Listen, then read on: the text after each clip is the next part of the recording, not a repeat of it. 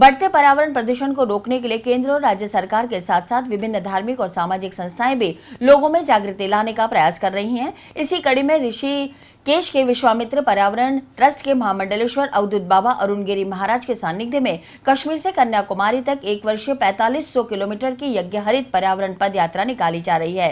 15 अगस्त को वैष्णो देवी से शुरू हुई यह पद यात्रा विभिन्न राज्यों से होती हुई शुक्रवार को धार्मिक नगरी पुष्कर पहुंची। यहाँ ब्रह्मा मंदिर के पीछे स्थित गुर्जर धर्मशाला में पर्यावरण बाबा अरुण गिरी महाराज और महामंडलेश्वर शिवांगी नंदगिरी के सानिध्य में आए संतों ने पर्यावरण प्रदूषण को रोकने का संदेश दिया।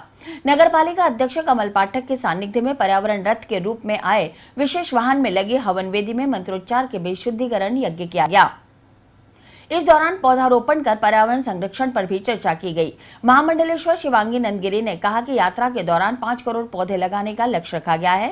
हर रोज करीब 35 किलोमीटर की पदयात्रा के साथ पौधारोपण कर लोगों में पर्यावरण संरक्षण के लिए जागृति लाने का कार्य किया जा रहा है।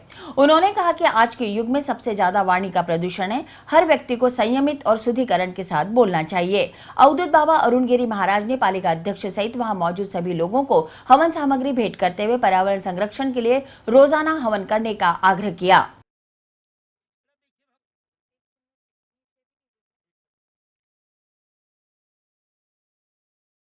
देखिए, सबसे महत्वपूर्ण बात यह है कि हम सभी प्रकृति का अंश हैं।